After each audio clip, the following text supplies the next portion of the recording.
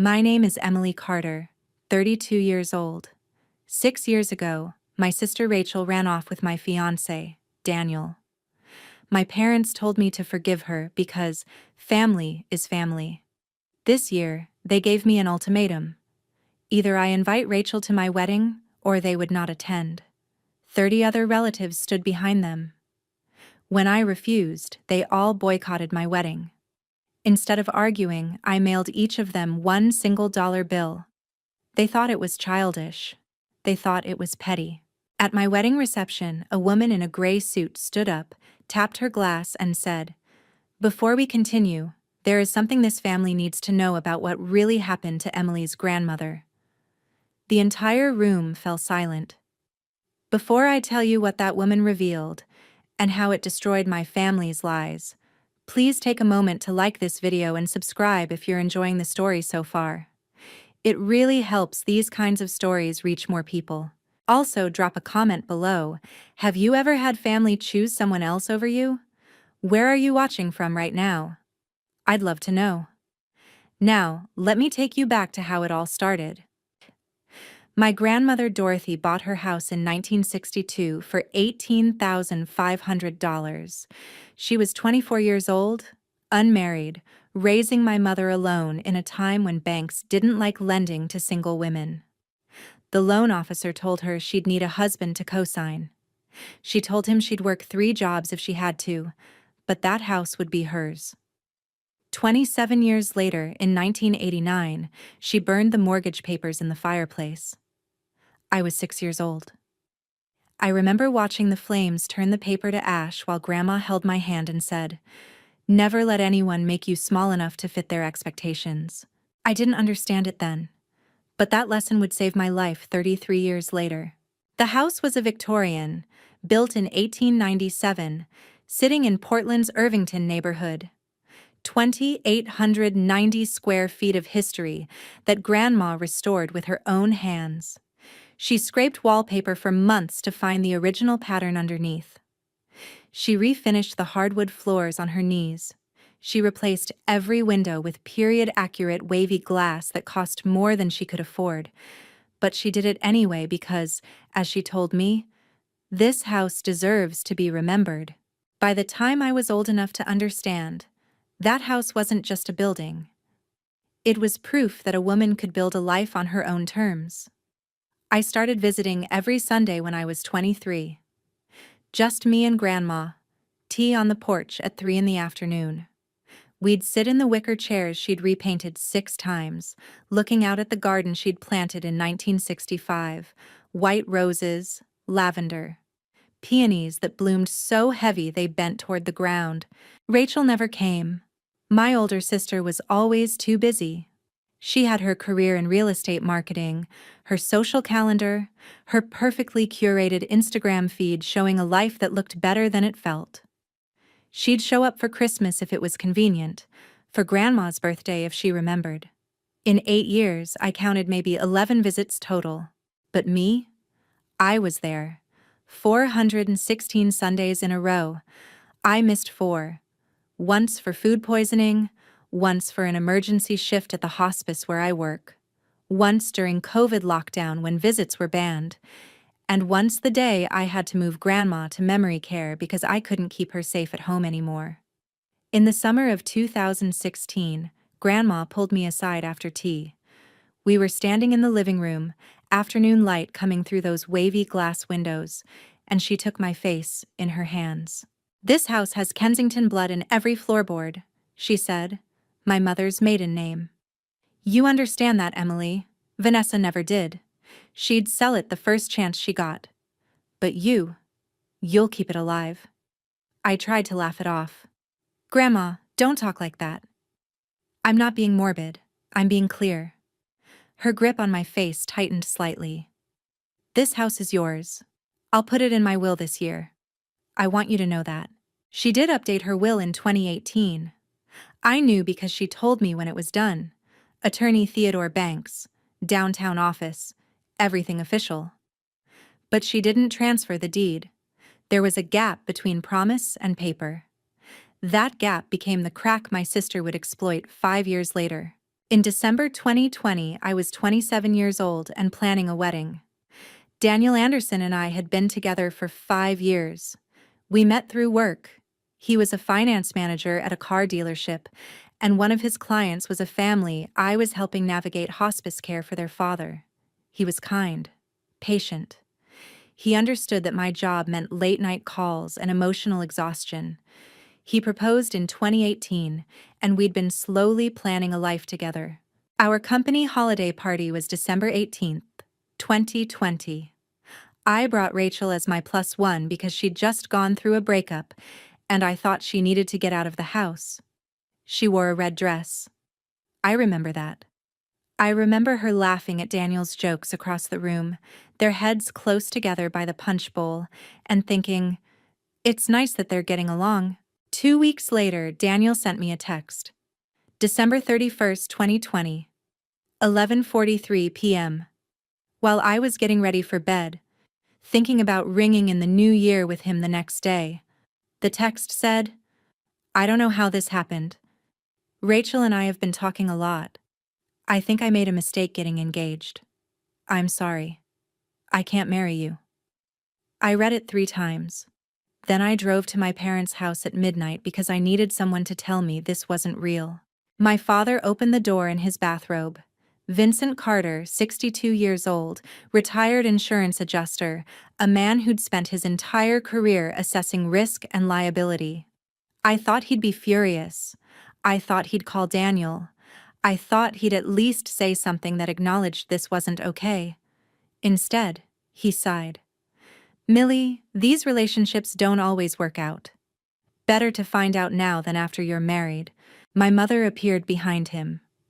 Barbara, 59, always the peacemaker. Honey, Vanessa didn't plan this. Love is complicated. She took my fiancé, I said. My voice sounded strange, flat. 2 weeks before New Year's, via text. These things happen, Dad said. I left, drove home, cried in my car in my own driveway for 40 minutes. Then I went inside, took off the engagement ring, put it in its box, and placed it on the kitchen counter. I looked at it for a long time. Sapphire, Daniel's grandmother's ring, a family heirloom he'd given me with shaking hands and a speech about forever. Forever lasted 5 years and ended in 160 characters. The next call I made was to Grandma Dorothy. She answered on the second ring even though it was past midnight. Emily? What's wrong? I told her. All of it. The text. My parents. The way Dad said, these things happen like Daniel and Rachel's affair was weather, something neutral and unavoidable. Grandma was quiet for 30 seconds. Then she said, come over tomorrow, we need to talk. I went. January 1st, 2021, while the rest of the world was nursing hangovers and making resolutions, I sat in Grandma's kitchen drinking tea that had gone cold. Your sister is a thief, Grandma said. No preamble, no softening. She took something that wasn't hers, and your parents are letting her keep it. Mom said, I don't care what Barbara said. Grandma's hand covered mine on the table. I know my daughter. She's always chosen the path of least resistance. Rachel's older, louder, more demanding. You're quiet, competent, self-sufficient. So they assume you'll be fine. They assume you don't need them. Maybe I don't. You shouldn't have to not need them. She squeezed my hand. Listen to me. I see exactly who you are. You're the strong one. Don't let them convince you that strength means accepting mistreatment. I nodded, tried to believe her. And Emily? She waited until I looked up. I meant what I said about the house. It's yours. Not Rachel's. Never Rachel's. When I'm gone, you'll have something that can't be taken from you. Easter 2021, 4 months after the breakup, my parents hosted their annual family gathering, 35 people in their backyard. Aunts, uncles, cousins, family friends, church members, the full Carter family network. I almost didn't go. But Grandma Dorothy would be there, and I hadn't seen her in 2 weeks because I'd been working double shifts to avoid thinking about the empty space where my future used to be. Rachel arrived with Daniel. They walked in holding hands. She'd cut her hair. He'd grown a beard. They looked like people who'd always been together. Like the 5 years with me had been a dress rehearsal for their actual relationship. My mother hugged them both. "We're so glad you could make it." My father shook Daniel's hand. And then, I'll never forget this, my Aunt Beverly, Dad's older sister, tapped her wine glass and announced, "Everyone, Rachel and Daniel have some news." Rachel smiled. That performative smile she'd perfected for Instagram. "We're engaged." The backyard erupted in applause. Congratulations. Hugs. Someone opened champagne. I stood by the fence holding a paper plate of potato salad I couldn't eat, watching 35 people celebrate my sister stealing my fiancé. No one mentioned me. No one said, "Hey, wait, didn't Emily and Daniel just break up?" No one acknowledged that 4 months ago I was planning to marry this man, and now my family was throwing him an engagement party with my sister. Grandma Dorothy found me by the fence. She didn't say anything. She just took my hand and led me to a quiet corner of the yard, away from the celebration. "I'm going to change some things," she said. "Legal things. I want you to know that I see this. I see what they're choosing." "Grandma, you don't have to." "Yes, I do." Her voice was firm.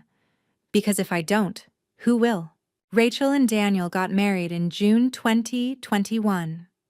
I wasn't invited. My parents went. They posted photos on Facebook.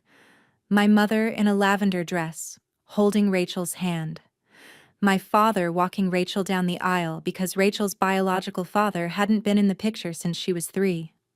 The aisle I was supposed to walk down. The wedding I was supposed to have. I worked that day. Double shift at the hospice. Sat with a woman named Gloria who was dying of lung cancer. Held her hand while she took her last breaths. Called her daughter to come say goodbye. When my shift ended at midnight, I sat in my car in the parking lot and realized I'd rather be here, with strangers facing death, than anywhere near my family celebrating betrayal. Grandma called me the next morning. "How are you?" "I'm fine." "Emily?" "I'm surviving." "That's not the same as fine." A pause. "I updated my will again last month. You need to know. Everything comes to you. The house, the savings, all of it. I don't trust Rachel anymore. And I don't trust your parents to do right by you." "Grandma, that's a lot." "It's what you've earned," she said. 8 years of Sundays while Rachel couldn't be bothered to visit. That means something. And I'm making sure it's protected. I should have asked her to transfer the deed right then. I should have insisted we make it bulletproof. But Grandma was 83, sharp as ever, healthy except for some arthritis. I thought we had time. We didn't. From 2016 to 2024, I visited Grandma Dorothy every single Sunday. 416 visits. I have the visitor log from her house to prove it. She kept one by the front door, a spiral notebook where everyone signed in. My signature appears every week for 8 years straight, always around 2 p.m., always staying until 5 p.m. Rachel's signature appears 11 times in 6 years. I didn't visit out of obligation. I visited because Grandma's house felt more like home than anywhere else. We had our rituals, tea at 3, walks in the garden. She'd tell me stories about buying the house in 1962, about the neighbors who said a single mother couldn't maintain a Victorian, about proving them wrong one renovation at a time.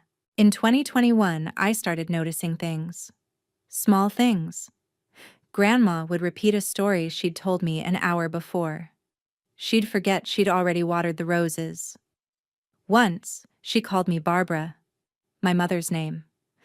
By early 2022, I couldn't ignore it anymore.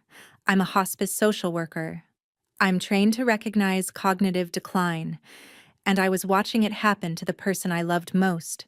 January 2023. Grandma Dorothy, age 85, sat across from a neurologist who administered something called a mini mental state examination. 30 questions. What year is it? What season? Count backward from 100 by sevens. Draw a clock showing 3:30. She scored 23 out of 30. The doctor's voice was gentle but clear. This indicates mild cognitive impairment, likely early-stage Alzheimer's disease. She'll need increased supervision. I'll handle it, I said immediately. The doctor looked at me. You're a hospice social worker. You know what's coming. I do. But she took care of me. Now I take care of her. For the next 6 months, I managed. I visited more frequently, sometimes 3 times a week. I set up pill organizers. I arranged for a neighbor to check on her daily. I called every morning and every night. But by July 2023, it wasn't enough. Grandma left the stove on twice.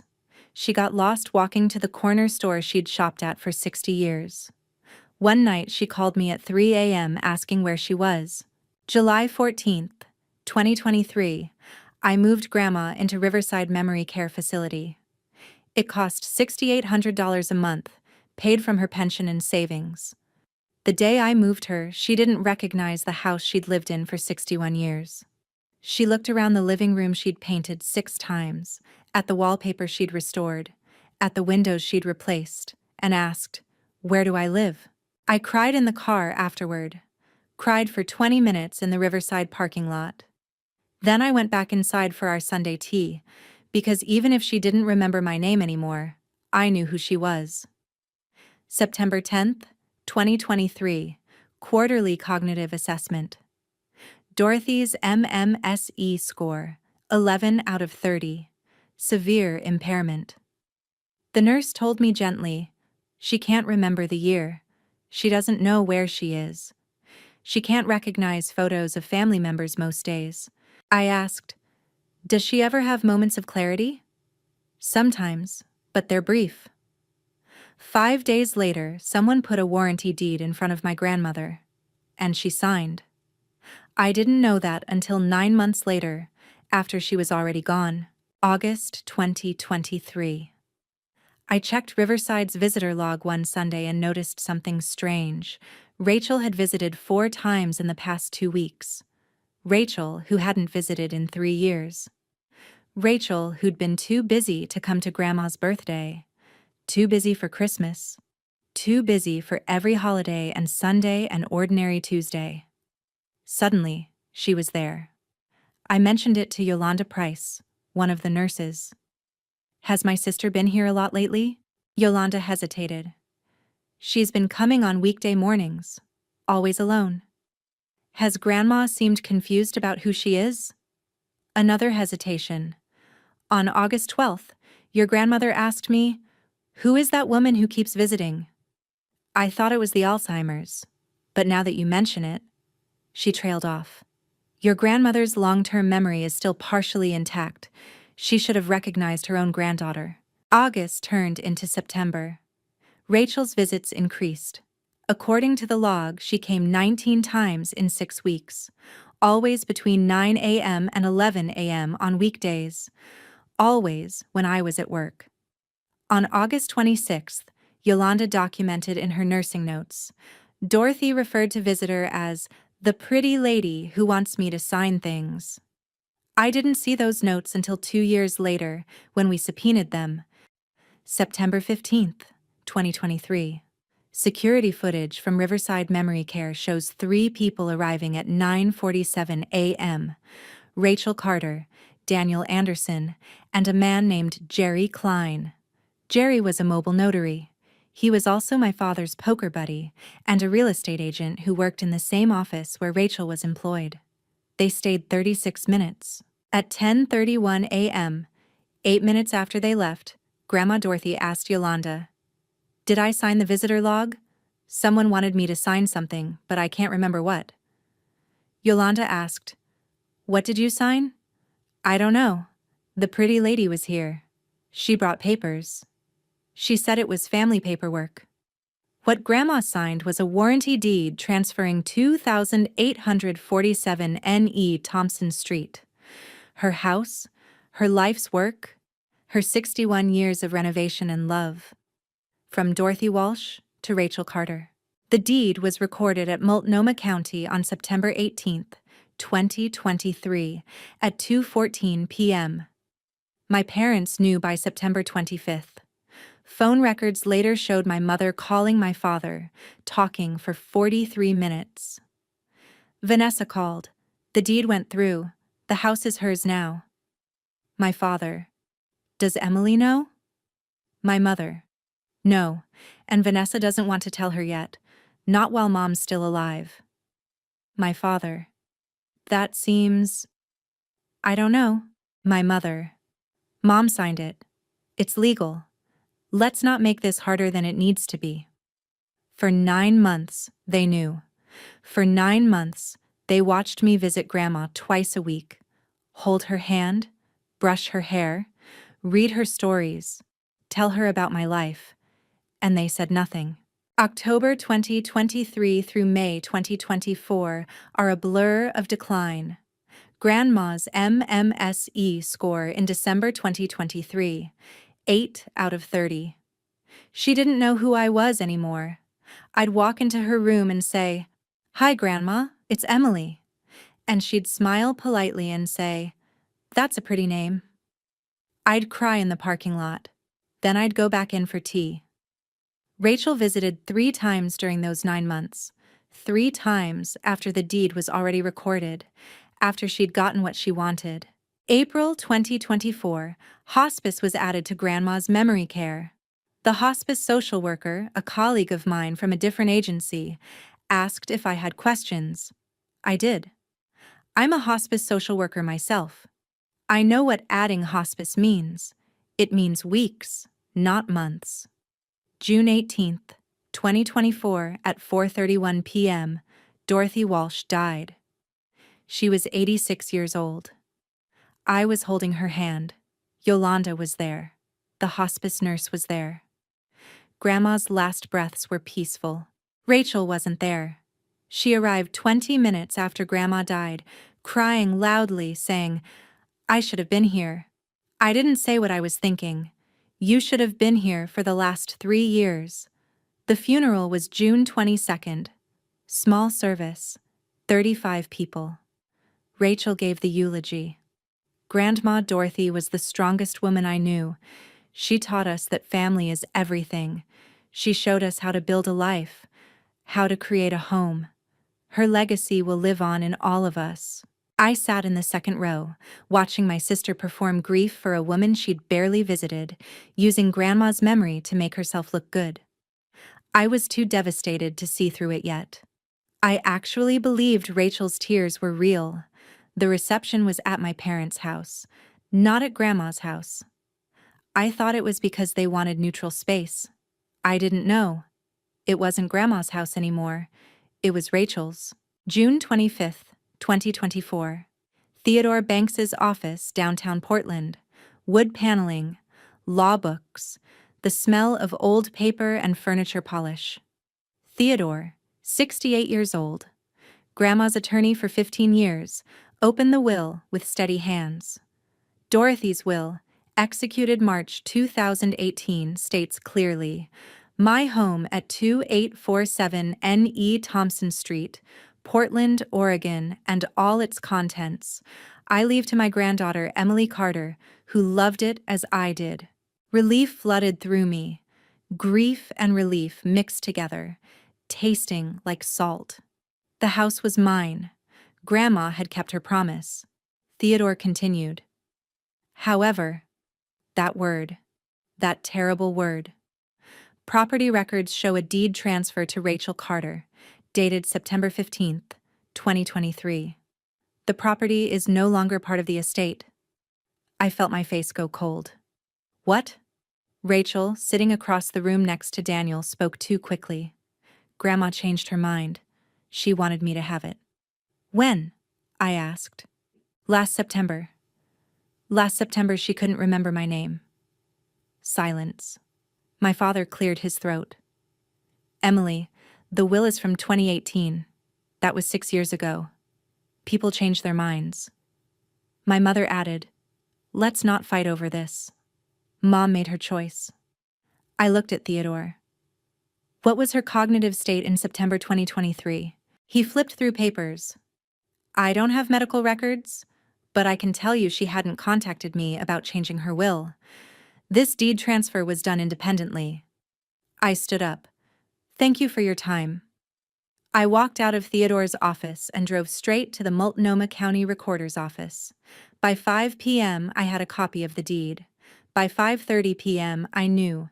September 15th, 2023.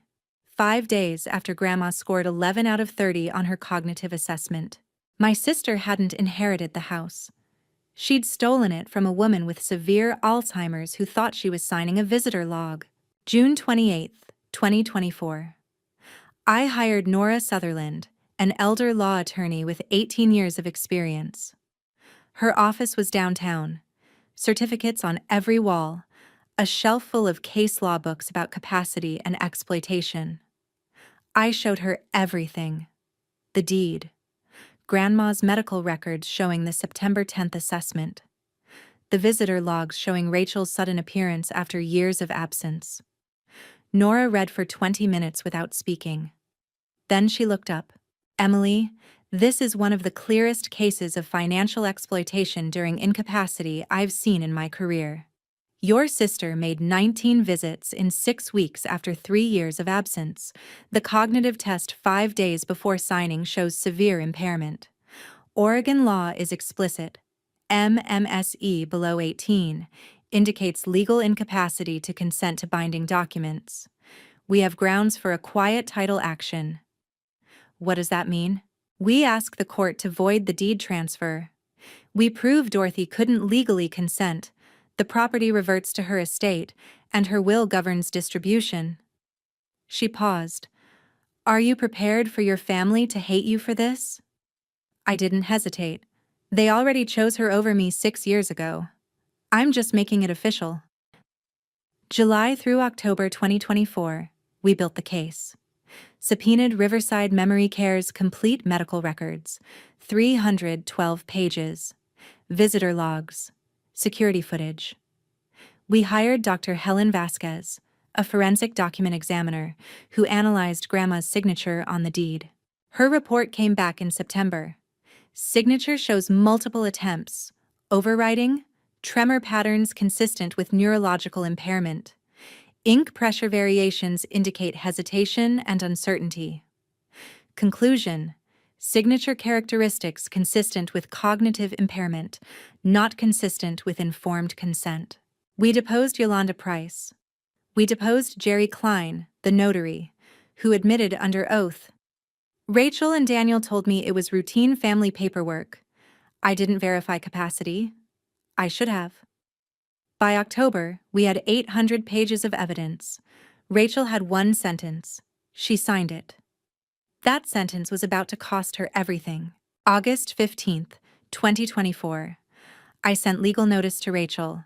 Intent to file quiet title action. Her text response came within an hour. Are you kidding me? Grandma gave me this house. My father called that evening. Emily, you're making a mistake. You can't prove anything. I have her medical records showing severe cognitive impairment 5 days before she signed. That doesn't mean... Dad. She scored 11 out of 30. The legal threshold for capacity is 18. She was 7 points below the line. He hung up. 3 days later, the family group chat exploded. 30 people, aunts, uncles, cousins, family friends, in one thread. Rachel had posted, I don't know how to say this. Emily is suing me over Grandma's house. She's claiming Grandma didn't know what she was signing. This is devastating. I need your support. Within 2 hours, 28 relatives posted their support for Rachel. Emily, is this true? Aunt Beverly.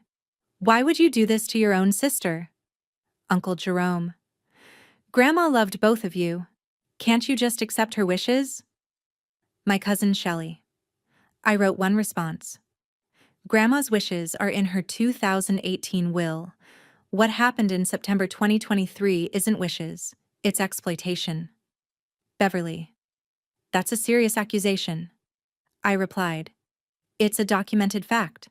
I left the group chat on August 19th. By then, 28 relatives had chosen Rachel's story over medical evidence. I blocked 17 numbers that week. In October 2024, I met someone. Or rather, I'd met him 2 years earlier, but now things were different. Gavin Reed, 36 years old, carpenter and historic home restoration specialist. I'd hired him in June 2022 to assess Grandma's house foundation. I'd noticed some settling in the kitchen, wanted to make sure the structure was sound before Grandma's condition got worse.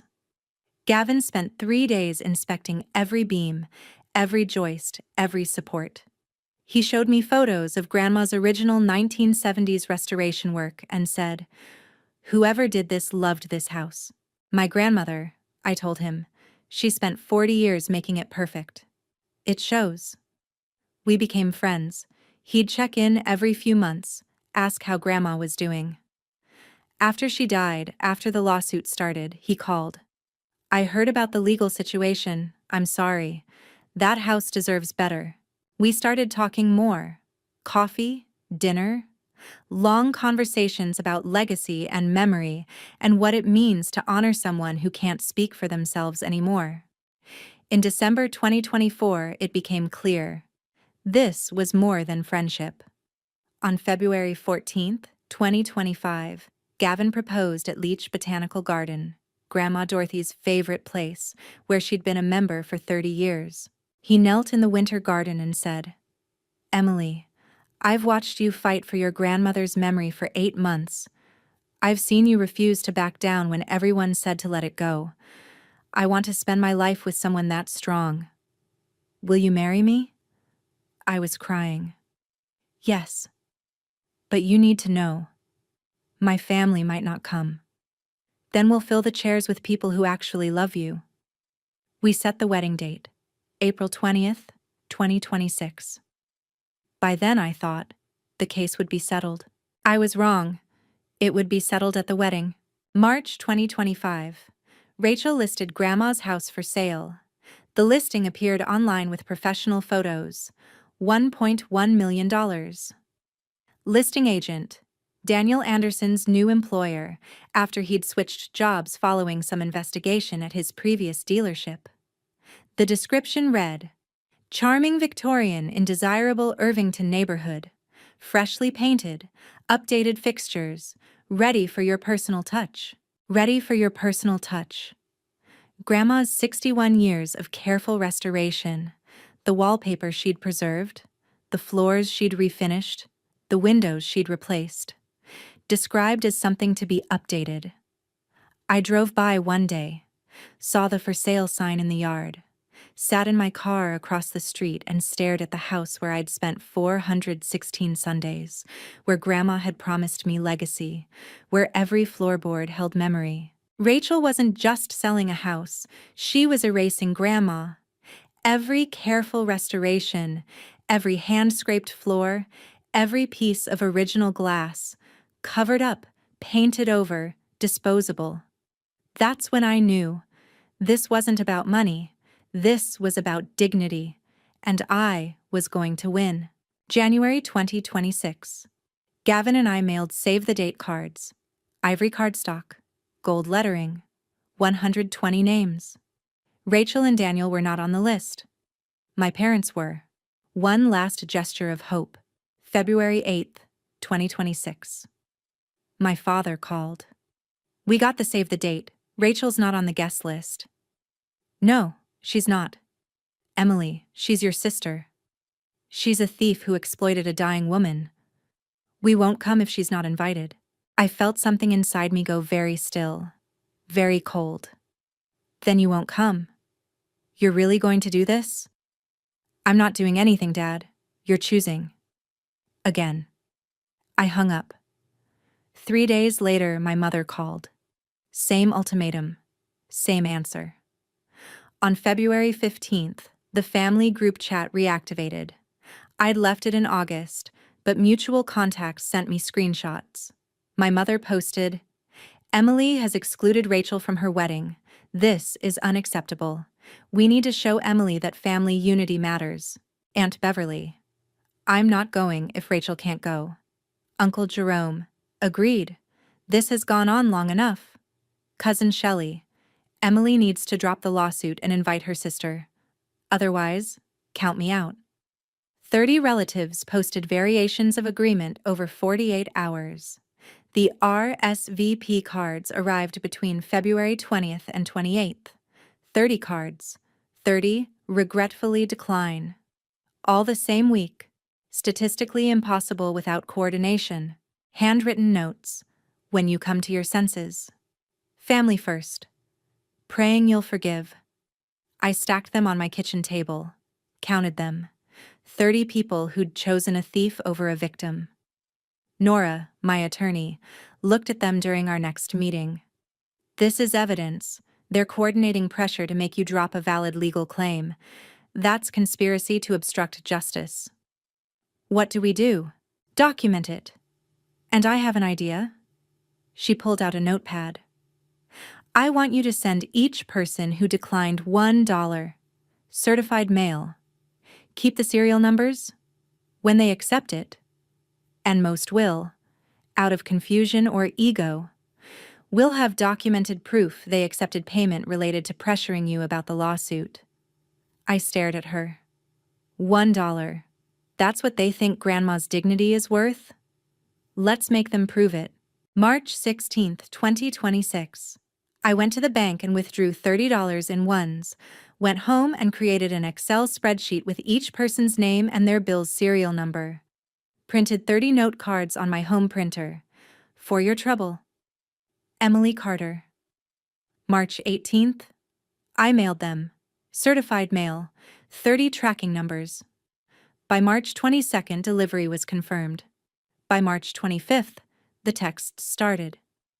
Aunt Beverly, "Emily, I received $1 in the mail from you.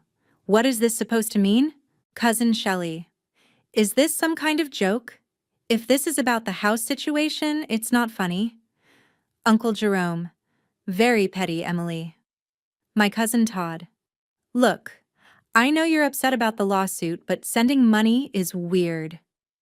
8 relatives texted explicit references to the house situation, or the lawsuit, or Rachel's need. 28 people kept the $1. 2 people mailed it back. My cousin Nathan, who'd stayed silent in the group chat, and Aunt Louise, Grandma's younger sister, who was 83 and in a wheelchair but had never missed a family event that mattered. Nathan's note, "I don't want payment for choosing right." Aunt Louise's note, "Keep your money, dear, I'm coming to your wedding." 28 people kept $1. 28 pieces of evidence that they knew exactly what they were pressuring me to overlook. March 28th, 2026. My phone rang from an unknown number. I almost didn't answer. "Emily? This is Helen Brennan. I was your grandmother's neighbor for 30 years. I remembered Helen. Retired probate court judge. Lived in the house next door. She and Grandma used to share tomatoes from their gardens every summer. "Nora Sutherland contacted me about your case. I have something you need." We met at a coffee shop the next day. Helen brought a manila folder. "Your grandmother gave me this in 2018, right after she updated her will. She said, 'If anything happens to me, make sure Emily knows.' I was supposed to give it to you after she passed, but with everything happening so fast." She pushed the folder across the table. Inside, a handwritten note on Grandma's stationery, dated March 2018. "Emily is the one who will keep this house alive. Rachel only sees $signs. If anyone questions my wishes, show them this. The house goes to Emily, not Rachel. Ever." Dorothy Helen continued. "I also want you to know, I have the court order. Judge Morrison signed it April 15th. The deed transfer is voided, effective immediately. Rachel received the eviction notice yesterday." I felt my hands start shaking. It's done? It's done. The house is yours, Emily, and I'm coming to your wedding. She smiled. I'm bringing the paperwork. It's time everyone knew the truth. April 20th, 2026. My wedding day. I woke up at 6 a.m. in my apartment, looking at my dress hanging on the closet door. Ivory lace, vintage style. Grandma would have loved it. My best friend Jordan, a nurse from the hospice where we both work, came over at 8 a.m. to help me get ready. She did my makeup while I stared at my reflection and thought about the 30 empty chairs that would be on the bride's side at the ceremony. How are you feeling? Jordan asked. Like I'm about to marry the love of my life, and like I'm an orphan. Both can be true. You're not an orphan. You have us, and you have Dorothy's memory. I wish she could see this dress. Jordan squeezed my shoulder. She can. At 2:15 p.m., the venue coordinator approached me at Leach Botanical Garden, where we were setting up. Emily, should we remove the empty chairs on the bride's side? It might look... No, I interrupted. Leave them. I want everyone to see exactly who's missing. At 3 p.m., the ceremony began. Gavin stood at the altar in his charcoal suit, looking at me like I was the only person in the world. Aunt Louise, 83 years old in her wheelchair, was pushed down the aisle by Nathan. She held my hand. The officiant asked, "Who gives this woman to be married?" Louise's voice was stronger than her body. Her grandmother would have. Since she's not here, I do. And I know Dorothy is smiling. Gavin's vows included a line he'd added that morning. I promise to honor the legacy of those who loved you right. I promise to help you build a life that would make Dorothy proud.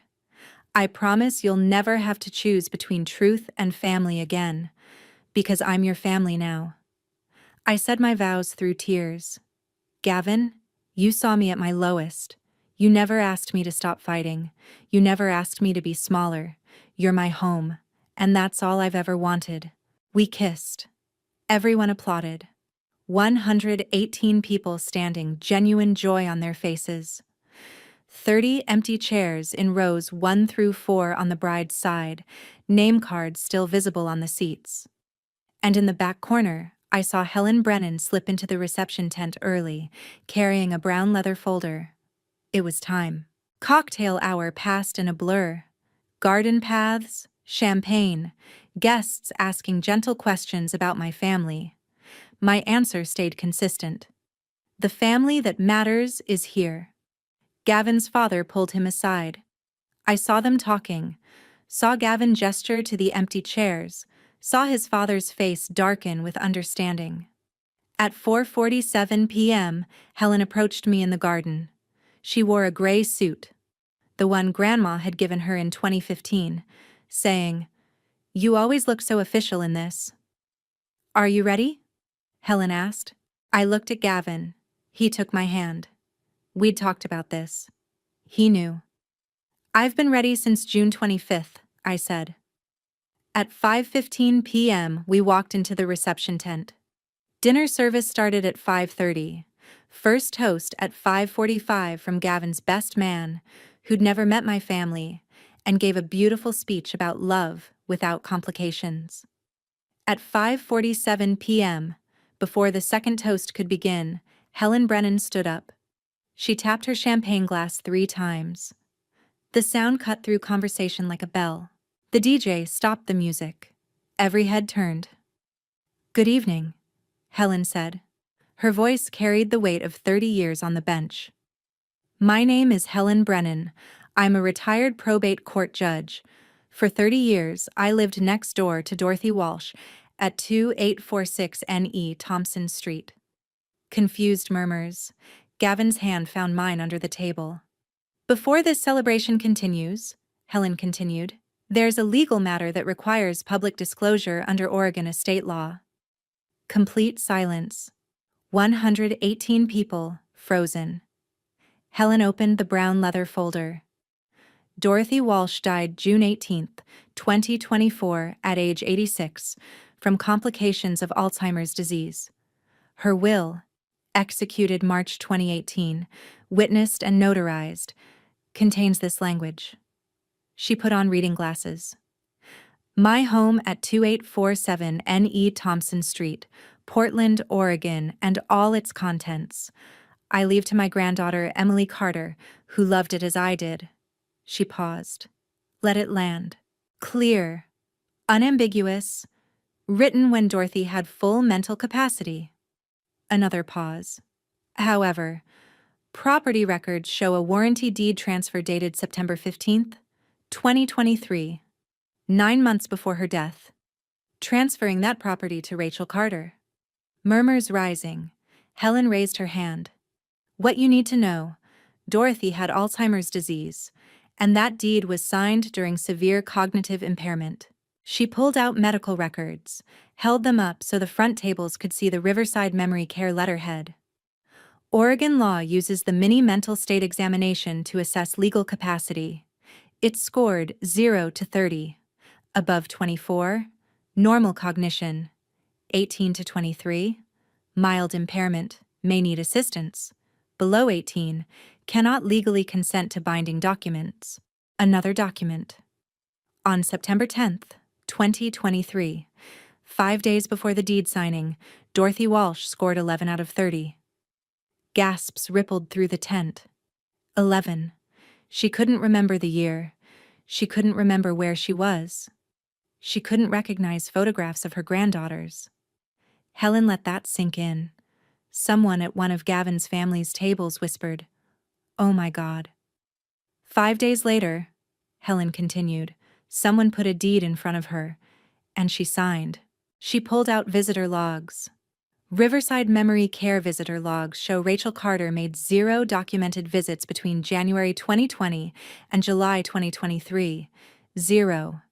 In contrast, Emily visited every Sunday, 416 times over 8 years.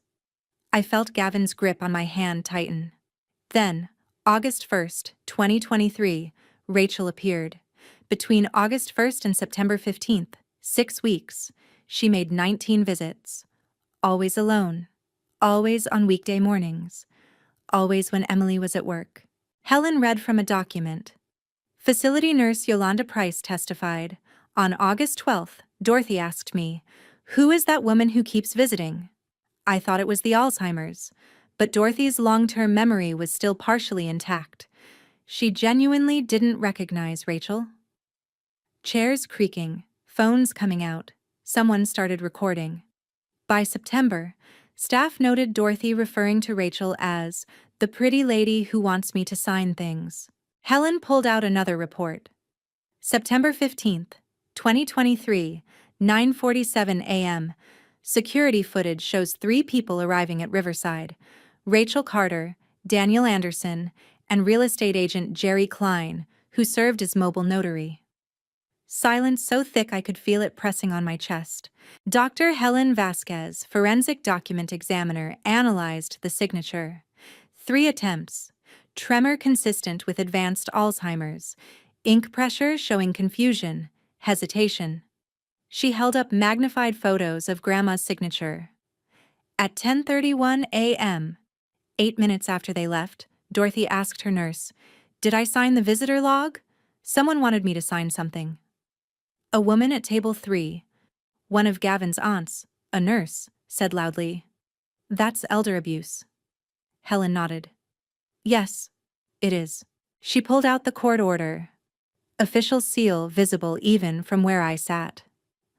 On April 15th, 2026, Multnomah County Circuit Court Judge Victoria Morrison issued this order.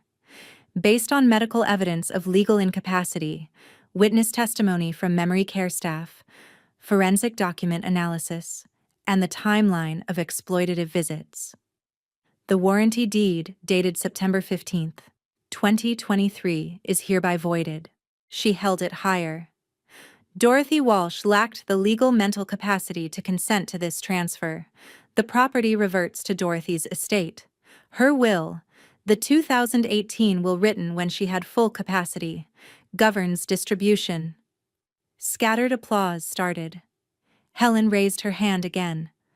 The house at 2847 N.E. Thompson Street goes to Emily Carter. effective immediately. Rachel Carter was served eviction notice April 16th. She has vacated the property. More applause. Growing. But Helen wasn't done. Now, about the 30 people who aren't here tonight. Every eye in the tent went to the empty chairs. In February 2026, Emily's parents issued an ultimatum: drop the lawsuit and invite Rachel to this wedding or they wouldn't attend. 30 relatives followed suit. She held up the stack of RSVP cards. 30 regretfully decline cards, all returned the same week. Statistically impossible without coordination. She pulled out printed screenshots.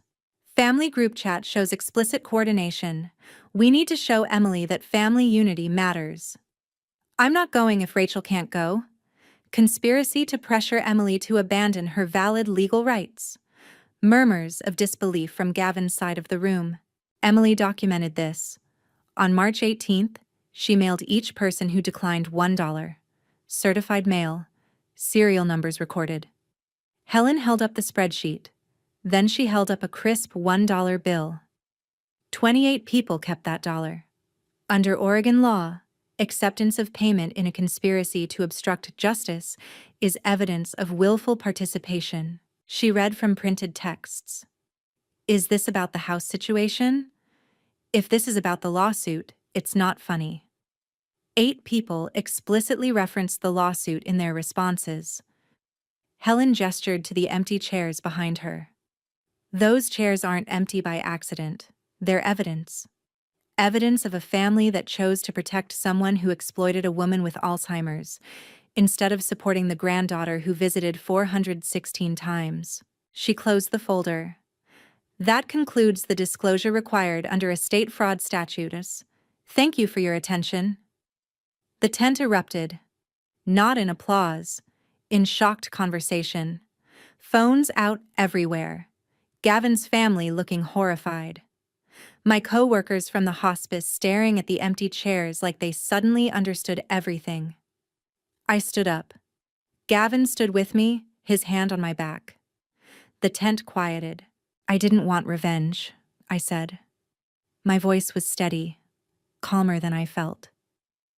I wanted my grandmother's voice to matter, even after Alzheimer's took her voice away. I looked around the room, at faces I knew, at faces I didn't, at the empty chairs. She told me 100 times, you'll get the house. She wrote it in her will, and when she couldn't remember my name anymore, my sister saw an opportunity. No tears.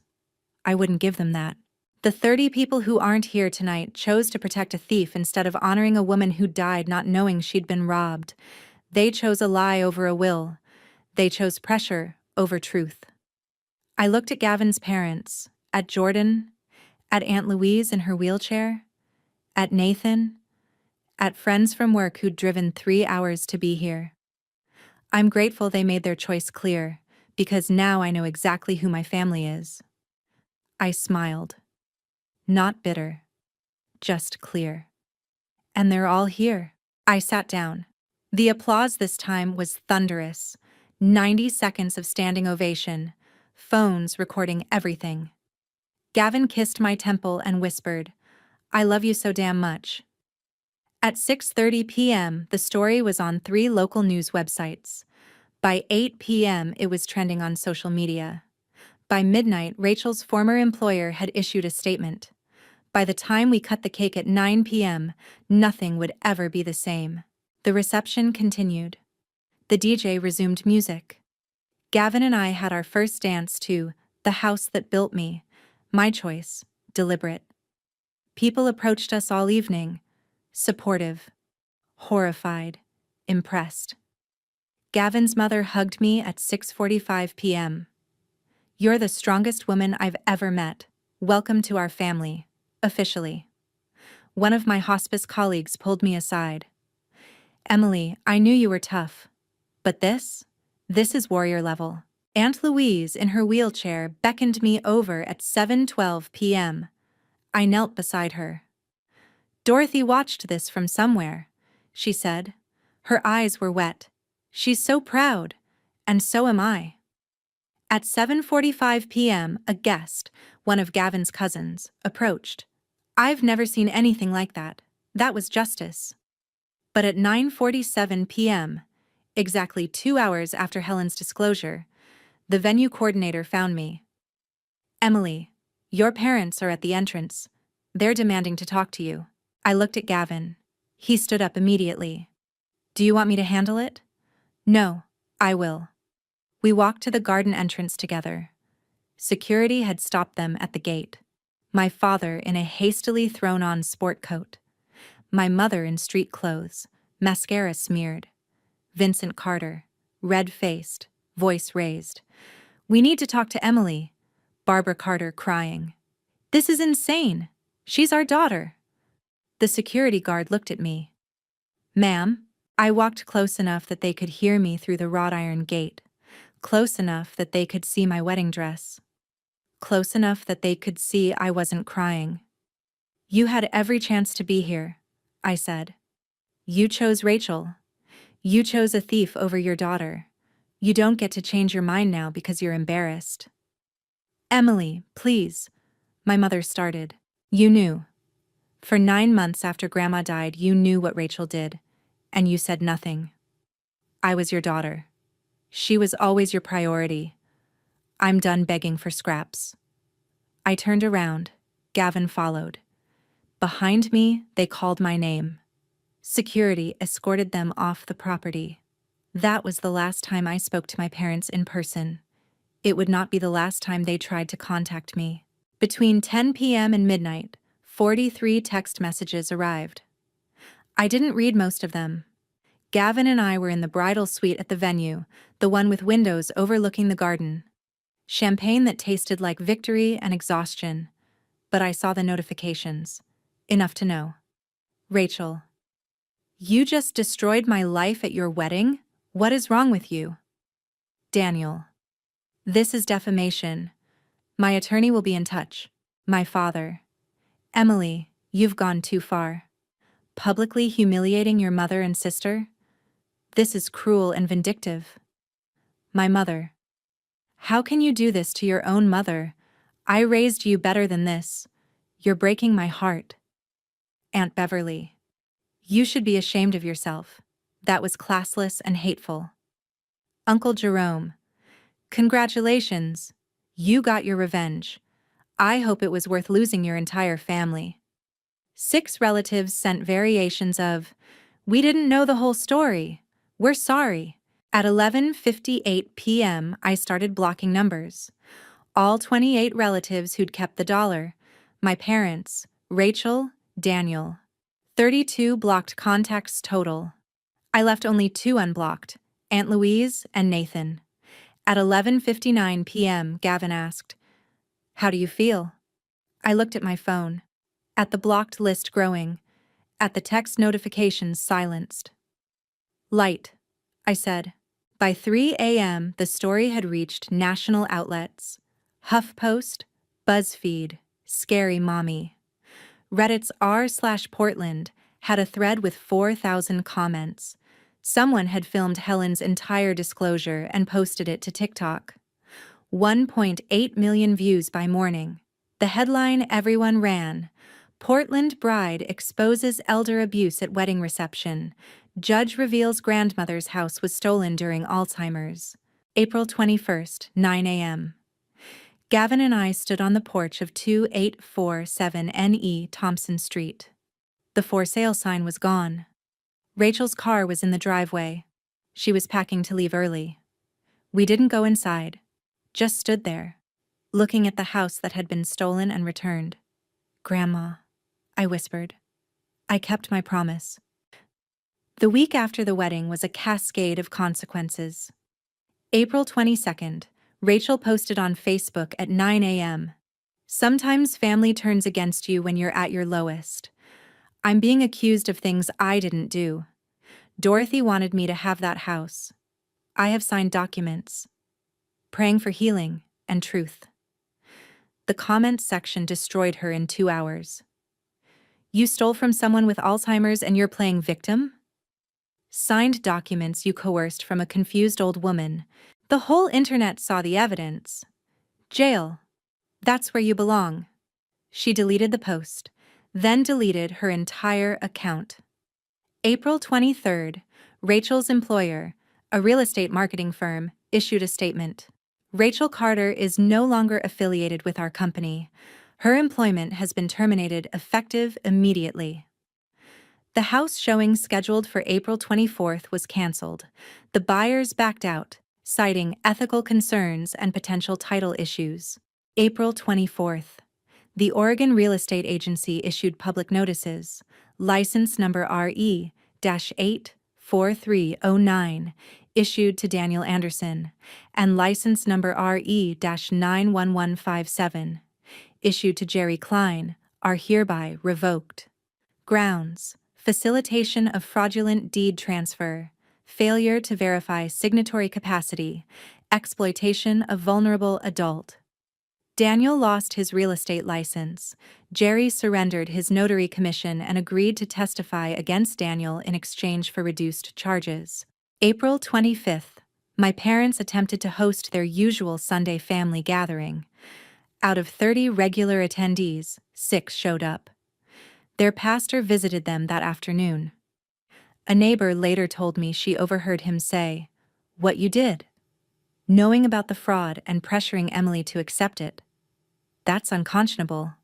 The congregation is concerned. My father left a voicemail that evening. Emily, we made a mistake. We were trying to keep the peace. We thought you were being too harsh. We didn't understand how serious the medical evidence was. Please call us. You're still our daughter. I deleted it without listening to the whole thing. My mother sent an email April 27th. Subject line: I'm sorry. Emily, I love you. I've always loved you. I know we chose wrong. I know we hurt you. But you're still my baby girl. Can we please talk? I miss you. I'm so sorry. Mom. I archived it unread. April 26th. Rachel moved out of Grandma's house in a rented moving truck. A neighbor sent me photos. She cleared everything in one day. Left the keys on the kitchen counter with a note. I hope you're happy now. R. The note said I got what I wanted. She was wrong. I didn't want revenge. I wanted what Grandma wanted. There's a difference. April 28th. The Multnomah County District Attorney's Office announced, after reviewing evidence submitted by estate attorneys and law enforcement, this office has opened a criminal investigation into potential elder financial abuse, fraud, and conspiracy charges related to the 2023 deed transfer of property belonging to Dorothy Walsh, deceased. No charges have been filed at this time, but the investigation is ongoing. Between April 23rd and 28th, 18 of the 28 relatives who'd kept the dollar sent apologies, emails, texts, long letters, common themes. We didn't know the full story. We thought you were being vindictive. Can you forgive us? I sent the same response to all 18. Thank you for your message. I'm focusing on my marriage and healing. I wish you well. Emily. No further contact offered. No reconciliation promised. 7 relatives doubled down. Uncle Jerome sent an email. You still went too far with the public humiliation. That was vindictive. I deleted it, but Aunt Louise and Nathan were different. Louise called April 23rd. Emily, I'm sorry I didn't speak louder when it mattered. I was afraid of being cut off from the family gatherings. That was cowardly. Dorothy would have fought harder. I should have too. Aunt Louise, you came to my wedding. You returned the dollar. You showed up. That's more than 28 people did. Nathan came to the house on April 27th. We sat on Grandma's porch, my porch now, drinking tea at 3 in the afternoon, continuing the ritual. I knew it was wrong, he said. I should have said something in the group chat. I was afraid of my dad's reaction. Uncle Jerome was his father. That's not an excuse. I'm sorry. You came to my wedding. That mattered more than you know. I invited them both to dinner, planned for May 5th, after the deadline, But we didn't end up having it until later, so I'll skip ahead. 2 people out of 30 did the right thing. That's a 7% integrity rate. Turns out that's all the family I needed. By April 28th, 6 days after the wedding, the dust was still settling. Gavin and I spent that week at a small bed and breakfast on the Oregon coast. No phones, no news. Just us and the sound of waves, and the knowledge that we'd survived. On our last morning there, April 28th, we sat on the balcony watching the sunrise. Gavin held my hand. "Do you regret it?" he asked. "The way it happened? The wedding reveal?" I thought about it. Really thought about it. "No," I said finally. "Grandma couldn't speak for herself. Someone had to. You gave her voice back. I gave myself permission to stop protecting people who hurt me." I squeezed his hand. "Grandma taught me, you don't owe silence to people who demand it. You don't owe forgiveness to people who never apologized. And you don't owe family loyalty to people who wouldn't cross the street for you." What would you tell someone else going through this? Document everything. Trust your gut. And remember, chosen family is still family. Sometimes it's the only family that matters. We drove back to Portland that afternoon, to the house at 2847 NE Thompson Street. The house that was mine now. The house Grandma had promised me, had protected for me, had made sure I'd have even when she couldn't remember my name. The house that proved some legacies are worth fighting for, even if you have to fight your own blood to protect them. If you're still here, thank you. Genuinely. This story isn't easy to tell, and I know it wasn't easy to hear. If you've been in my position, if your family chose someone else over you, if you were the victim but somehow also the bad guy for not just letting it go, drop a comment. Tell me what happened. You're not alone in this. I promise. Before you go, please hit subscribe. This channel is about one thing. What happens when you choose truth over comfort? When you choose documentation over denial? When you choose yourself over people who will never choose you back? And here's what I want you to remember. Whether you're dealing with family betrayal or any other situation where people expect you to stay small and quiet, Alzheimer's took my grandmother's memory. But it didn't take her dignity. It didn't take her wishes. And it didn't take this house. Some legacies are worth fighting for, even if you have to fight your own blood to protect them. Grandma, I kept my promise. Your house is still ours. Your wishes mattered. And no one will ever erase you again. Not while I'm here. Not while this house stands. Not ever.